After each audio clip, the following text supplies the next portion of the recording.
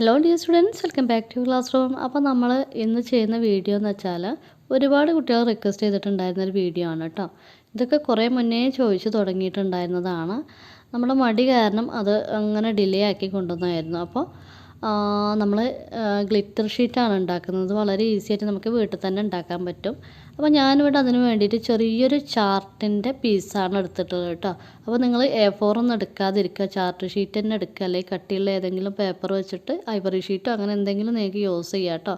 ഞാനിവിടെ ചെറിയൊരു പീസാണ് എടുത്തിട്ടുള്ളത്, കാരണം എൻ്റെ കയ്യിൽ ഒരുപാട് കളേഴ്സ് ഗ്ലിറ്റർ ഫോം ഷീറ്റ് ഉണ്ട്. അപ്പോൾ നിങ്ങൾക്ക് കാണിക്കാൻ വേണ്ടിയിട്ട് മാത്രം എടുക്കുന്ന വീഡിയോ ആണിത് കേട്ടോ. അപ്പോൾ അതാണ് ചെറുതെടുത്തിട്ടുള്ളത്. അപ്പോൾ നിങ്ങൾക്ക് വലിയ ഫോം ഷീറ്റ് വേണമെന്നുണ്ടെങ്കിൽ, അതായത് ഗ്ലിറ്റർ ഷീറ്റ് വേണമെന്നുണ്ടെങ്കിൽ നിങ്ങൾ എന്ത് ചെയ്യുക, കുറച്ച് വലിയ പീസ് പേപ്പർ കട്ട് ചെയ്തിട്ട് അതിന്മേൽ ഇതുപോലെ ചെയ്യാം കേട്ടോ.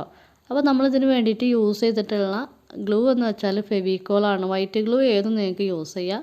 എന്നിട്ട് ഇതുപോലെ ഗ്ലിറ്റർ പൗഡേഴ്സ് നമുക്ക് ഏത് ഷോപ്പിലും വാങ്ങാൻ കിട്ടും, വളരെ കുറഞ്ഞ റേറ്റിന് തന്നെ.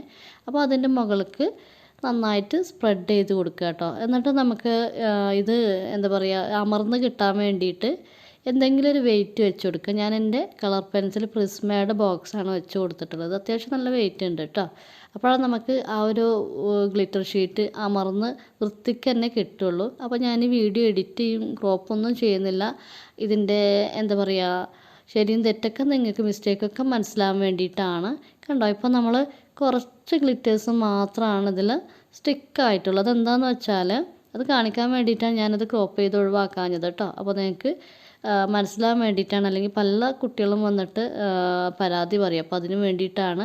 ആദ്യം അത് കാണിച്ച ആ ഒരു പ്രശ്നമില്ലല്ലോ. അപ്പോൾ നമ്മൾ ഇട്ടിട്ടുള്ള ഗ്ലൂ വളരെ കുറവായിരുന്നു. അപ്പോൾ അതുകൊണ്ടാണ് ആ ഗ്ലൂ ഡ്രൈ ആയപ്പോൾ അതിൻ്റെ അകത്ത് നിൽക്കുന്ന ഗ്ലിറ്റേഴ്സ് മാത്രമേ അവിടെ സ്റ്റിക്കായിട്ടുള്ളൂ. അപ്പോൾ ഞാൻ രണ്ടാമത് നല്ല തിക്കായിട്ട് തന്നെ ഫെവിക്കോൾ ഇട്ട് കൊടുത്തിട്ടുണ്ട്. എന്നിട്ട് ബാക്കിയുള്ള ഗ്ലിറ്റർ പൗഡർ മൊത്തം അതിൻ്റെ മുകളിൽ സ്പ്രെഡ് ചെയ്ത് നേരത്തെ ചെയ്തതുപോലെ തന്നെ വെയിറ്റ് വെച്ച് കൊടുത്തു കേട്ടോ. അപ്പോൾ ഇത് നന്നായിട്ട് എന്താ പറയുക, നല്ല രീതിക്ക് തന്നെ ആയി വന്നിട്ടുണ്ട്. പക്ഷേ ഇത് ഡ്രൈ ആയിട്ടില്ല കേട്ടോ. അപ്പോൾ നമ്മൾ ഡ്രൈ ആവാൻ വേണ്ടി കുറച്ച് സമയം വെയിറ്റ് ചെയ്യാം. കാരണം എന്താണെന്ന് വെച്ചാൽ ഇത് അത്യാവശ്യം നല്ല രീതിക്ക് തന്നെ ഫെവിക്കോൾ അപ്ലൈ ചെയ്തിട്ടുണ്ട്. അപ്പോൾ ഒരു ഇത്തിരി ടൈം എടുക്കും.